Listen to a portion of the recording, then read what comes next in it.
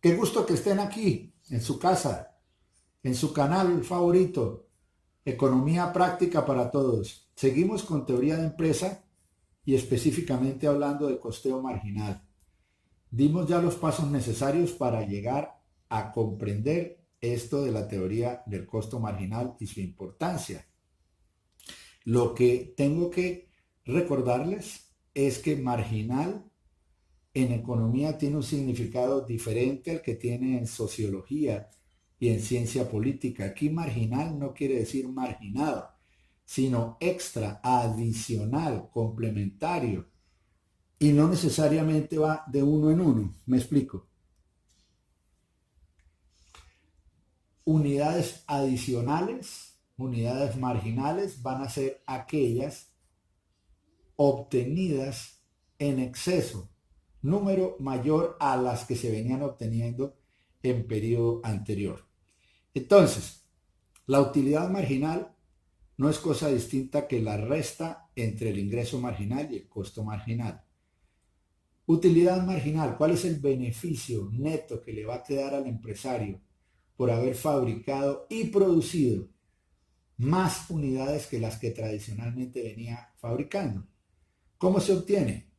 Pues se encuentra el incremento en las ventas, el incremento en los ingresos a raíz de haber producido unas unidades más. En nuestro caso, inicialmente se producía y vendía 1.000 unidades, en el segundo momento se pasó a producir y vender 1.200. A eso se le resta el aumento que los costos sufrieron al aumentarse la producción, al pasar de 1.000 mesas fabricadas y vendidas a 1.200, obviamente los costos suben. Entonces, utilidad marginal va a ser igual a ingreso marginal menos costo marginal. Y si seguimos con el ejemplo anterior, ¿cuál es el costo marginal? El costo marginal resulta de restar del costo del segundo momento el costo del primer momento.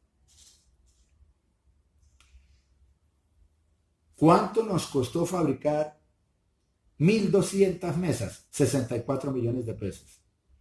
¿Cuánto nos costó fabricar 1.000 mesas? 60 millones de pesos. ¿Cuál es el costo marginal? La diferencia entre esos dos costos. 4 millones de pesos. Y vamos a contrastarlo con el ingreso marginal.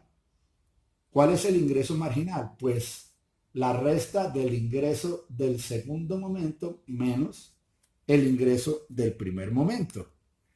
¿Y los datos qué nos dicen? Bueno, los ingresos del segundo momento fueron de 120 millones de pesos cuando vendimos 1.200 mesas. A eso le restamos 100 millones de pesos, que fue lo que costó cuando fabricábamos o fabricaba el empresario de nuestro ejemplo 1.000 mesas. 120 menos 100 da un ingreso marginal de 20 millones de pesos. El incremento del ingreso al fabricarse y venderse 200 mesas más.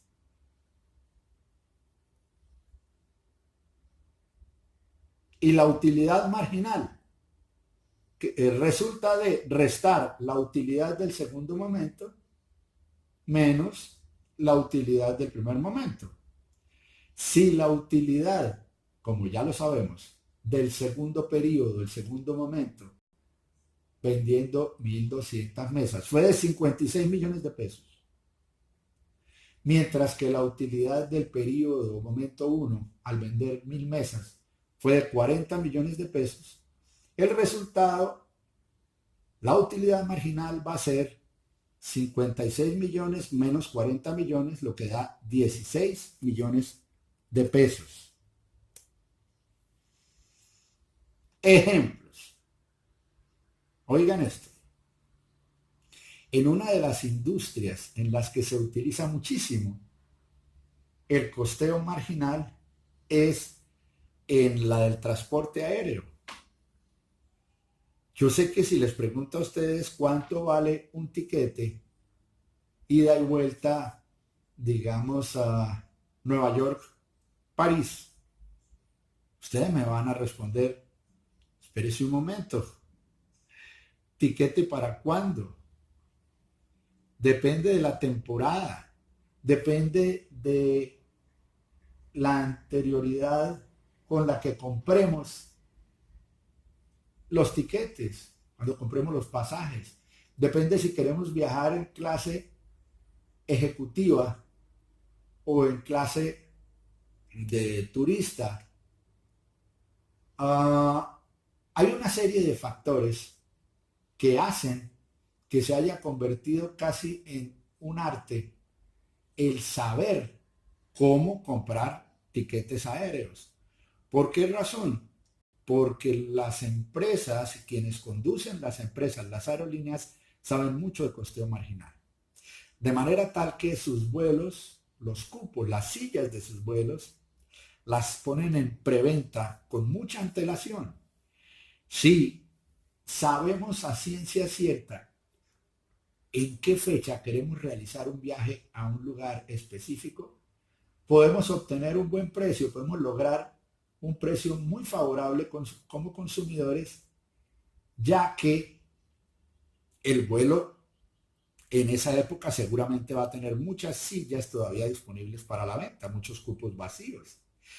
Y a la aerolínea le interesa captar nuestros recursos, vender antes, tener ese dinero ya para poder con él cubrir sus costos de operación. Es un gana-gana. Quien compra con antelación puede obtener precios más favorables. Quien vende con antelación recibe el dinero por anticipado y pues con eso está utilizando dinero sin que le cueste intereses. Por el contrario, le está generando beneficio a la aerolínea. Y empieza a correr el tiempo hasta que se acerca la fecha y va tornándose más costosa la adquisición del pasaje por simple lógica, van quedando menos sillas disponibles. Pero puede ocurrir que ya en días muy cercanos al viaje se consiga una, dos sillas a precios realmente económicos, baratos, diríamos en algunos países de habla hispana. ¿Por qué razón? Porque ya en la empresa están pensando que no van a lograr vender esas 5 o 7 sillas que están todavía vacías para un vuelo de 130 pasajeros o quizá más. Y es muy claro para quien dirige alguna aerolínea, para quien la gerencia la administra, que es preferible que una persona ocupe una silla pagando la mitad del importe total del tiquete, pagando un 50% del valor total del boleto, a que el vuelo vaya con esa silla vacía, ¿verdad? Mejor recibir algo que no recibir nada por esa silla. Por eso hay que estar pendiente, por eso hay que estar mirando. Afortunadamente hoy en las páginas de internet nos dan mucha información, nos dicen cuándo hay especiales y puede ser que consigamos tiquetes menos costosos si estamos dispuestos a viajar en la noche o hacer varias paradas, hacer escalas, hasta cambiar de avión. Todo esto se puede, es cuestión de sacrificar tiempo, cansancio, a cambio de ahorrar dinero. Pero bueno, estas son flexibilidades que hay hoy en día en materia de precios, sobre todo en este sector del transporte de personas, que se convierte en un ejemplo clásico de costeo marginal. Preferible obtener un ingreso adicional que no obtener nada cuando ya se crea agotadas las posibilidades de vender al precio completo, al precio inicialmente establecido, los boletos. Cambié y aquí les estoy mostrando unas cajas de pizza de cualquier marca. Costeo marginal. Pensemos en los domicilios. Cada vez más el negocio se viene dividiendo entre las ventas que hagan las pizzerías para el consumo allí en los locales, en el restaurante, y lo que se venda para entregar en las casas de las personas que con una aplicación en su teléfono o cualquier dispositivo conectado al internet se les hace las solicitudes que se hacen en línea o por línea telefónica ordinaria. Ventas a domicilio.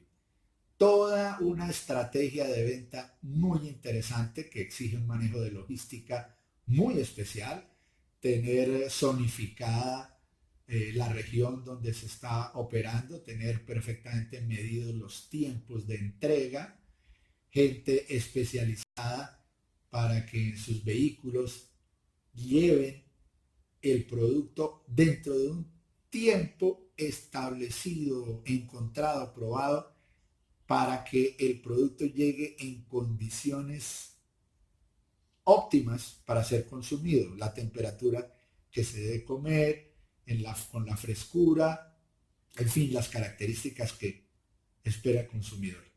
¿Y cómo va el ejemplo de costeo marginal acá? Miren, supongan ustedes que está teniendo mucho éxito un restaurante con sus ventas a domicilio y entonces decide abrir más plantas, más cupos, más posiciones de empleo para personas que vayan con su coche o con su motocicleta y ofrezcan sus servicios personales de entrega.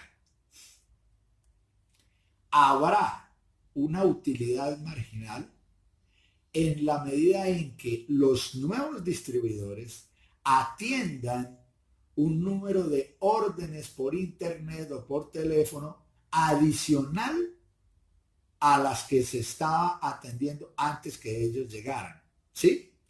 Porque si es para distribuir el pedido que había, los pedidos que habían antes, entre un número mayor de distribuidores, pues no hay un ingreso adicional y por lo tanto no hay una utilidad marginal.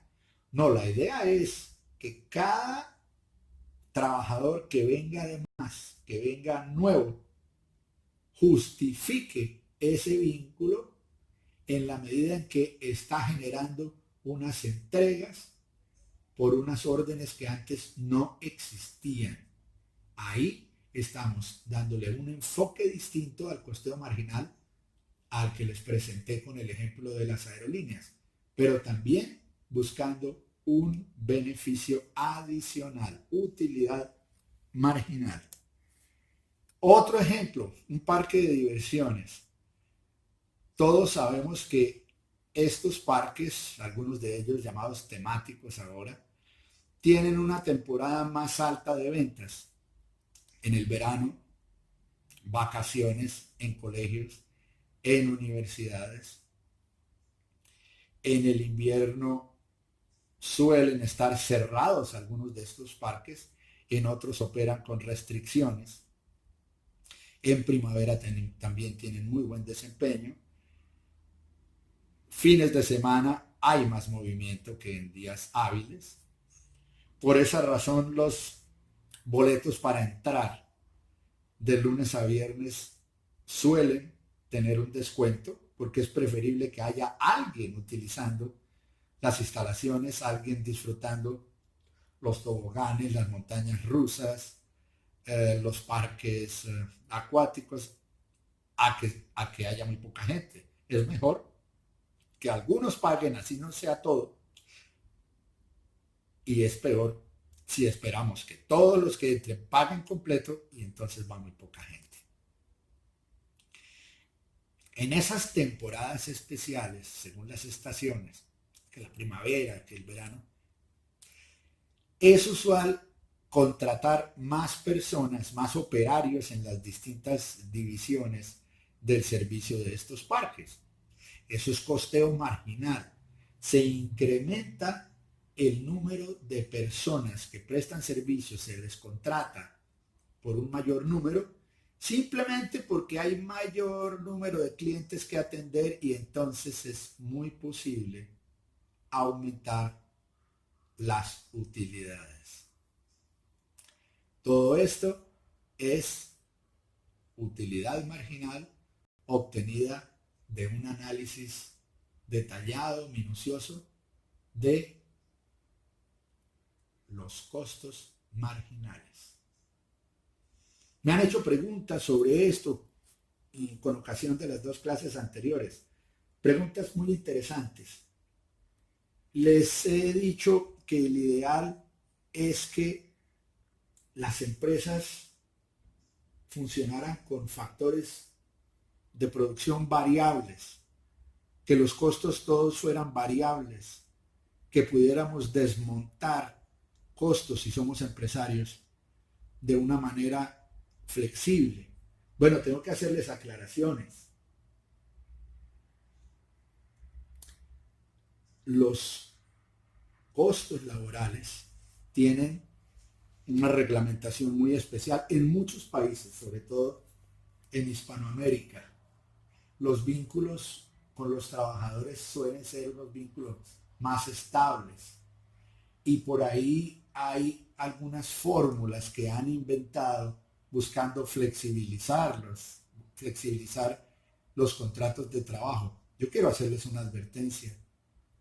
En lo que conozco, en lo que he estudiado, en algunos países hay algunos empresarios que no son muy conscientes de sus obligaciones y crean o sus asesores crean unas figuras aparentemente para volver variable lo que no puede ser variable ni por ley ni por responsabilidad empresarial.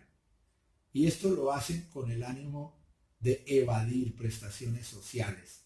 Eso no está bien y para eso no se hizo el costeo marginal. Entre otras cosas, porque cuando se está violando la legislación laboral, la probabilidad de perder un litigio es alta. Igual después entonces el empresario va a tener que pagar lo que dejó de pagar, más sanciones, más intereses. Entonces no es negocio. Es cuestión de pensar, sí pensando en los demás, con un criterio moral y de responsabilidad, pero también pensando en el negocio, pensando en que si las cosas no son hechas al derecho, luego se nos van a voltear. Entonces descartemos de la variabilidad de costos lo que se aparte de las disposiciones legales y específicamente lo que contravenga el buen vivir, el bienestar de los trabajadores.